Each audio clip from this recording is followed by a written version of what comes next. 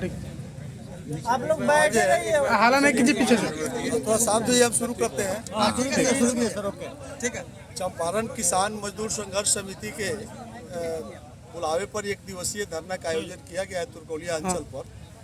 इसे धरना के आयोजन करने के पीछे जो कारण है, ब्रिटिश गवर्नमेंट के समय में 1896 के बाद में सर्वे हुआ था और बड़े पैमाने पर सर्वे हुआ और सर्वे रजिस्टर 1920 में तैयार हो गया और उस समय ये क्लियर हो गया कि कौन वित्तीय राजा का ज़मीन है और कौन रैयतों की ज़मीन है और कौन ब्रिटिश गवर्नमेंट का ज़मीन है।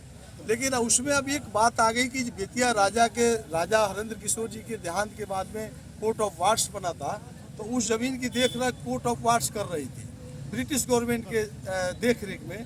तो अब तो वह ज़मीन जो वित्तीय राज की थी, अब ब्रिटिश गवर्नमेंट देखा कि इस ज़मीन को कौन जोताबाद करेगा, तो उन्होंने बिहार के कोने कोने में किसानों को आमंत्रित किया। तो लाखों किसान यहाँ आए और अपने अपने हिसाब से वित्तीय राज के जो यहाँ मैनेजर लोग थे, उन लोगों से पट्टा के आधार पर, बिक्री के आधार पर, जागीर के आधार पर कई प्रकार से ज़मीनों को हासिल किए और हासिल ही नहीं की, ब्रिटिश गवर्नमेंट ने उस पर जमाबंदी कायम कर दिया और मालगुजारी लेने लगा। उसके बाद में परमपिता महात्मा गांधी आए, जो आज़ादी की लड़ाई सब लोग जानते हैं, देश आज़ाद हो गया। आज़ादी के बाद में जो भारत की कानून बन गई 1950 में, तो एक बुझारत कानून आया। उसके हिसाब से श्री कृष्ण सिंह बिहार के मुख्यमंत्री थे, उन्होंने प्रचार प्रसार करवाया कि जो ब्रिटिश गवर्नमेंट के समय में बेतिया राज के जो भी किसान ज़मीन जोताबाद कर रहे हैं, वो लोग अपना अपना ले आकर के कागज़ दिखाइए कि जो आप रसीद काटते थे। सब लोगों ने दिखाया और फिर से एक बार बिहार सरकार रजिस्टर 2 में उन सब किसानों के नाम को दर्ज करके रैयत घोषित कर दिया 1956 में। 1956 से हम सब लोग रैयत घोषित हो गए। शांतिपूर्वक सबको बेचना खरीदना, बेटी की शादी हो, दुख सुख में कितना बार बेचाया, कितना बार खरीदाया। हम लोग आ रहे थे, एकाएक जो है बिहार सरकार के किसान यहाँ अखबारों में पढ़ा कि 15,000 एकड़ ज़मीन जो है बिहार सरकार जो है वित्तीय राज की प्रॉपर्टी को सरकारी घोषित कर दिया। तो उसके बाद में हम लोग को बेचैनी हुई। हम लोगों ने जब इसका अध्ययन किया तो वित्तीय राज की कुल प्रॉपर्टी 1,15,000 एकड़ है, जिसमें से 15,000 एकड़ जो है कह रहे हैं कि सरकारी घोषित हो गई। लेकिन ये शब्दों का मान है, भीतरी खेल है। जमीन की जमाबंदी और खरीद बिक्री पर रोक लगा दिया 1,15,000 पर और कह रहा है कि 15,000 एकड़ पर ही हम सरकार की घोषित कर रहे हैं। तो मेरा पहला डिमांड है कि बाकी 1,00,000 को फिर करिए, उसको क्यों आप रोके हुए हैं? और कहीं डीएम वगैरह से मांगा जा रहा है, सीओ से मांगा जा रहा है, कोई चिट्ठी इसका नहीं है, कहीं कुछ मिल ही नहीं रहा है कागज, उसको आप क्यों रोके हुए हैं? इसलिए यहाँ का किसान जो है सुख में दुख में, बेटी की शादी में हम लोग उस ज़मीन को नहीं बेच पा रहे हैं।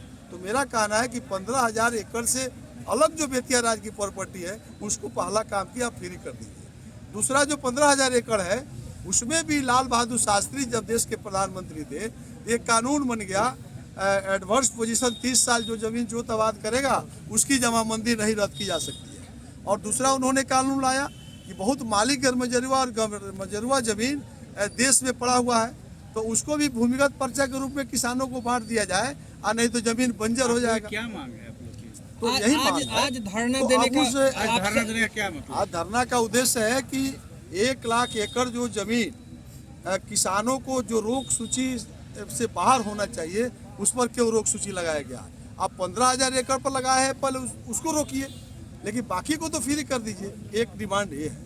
लेकिन 15,000 एकड़ में भी हमारा ये है कि 70-71 में उसकी भी जमाबंदी कायम है, उसको आप किस आधार पर रद्द कर दिए? ना कोई सूचना दे रहे हैं, ना कोई नोटिस दे रहा है, ना कहीं कोई आप प्रचार प्रसार करवा रहे हैं।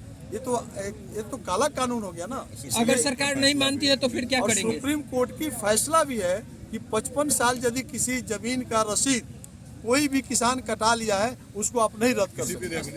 अगर सरकार नहीं मानती है तो फिर क्या करेंगे? सरकार को मानना ही ना होगा। सरकार कैसे नहीं मानेगी? सरकार हमारी है, सरकार बदलेगी, जिस तरह दूसरी सरकार आएगी करेगी। जिस तरह हम अपने जमीन पर सरकार के किसी दबाव में आने वाले नहीं है। हम अपने जमीन के हक से पीछे हटने वाले नहीं है। चाहे नीतीश कुमार जिस हद तक जाएंगे, उस हद तक हम लोग इस लड़ाई को, जिस तरह बीपीएससी छात्रों को लाठी चल रहा है, उस तरह आप पर चलेगा?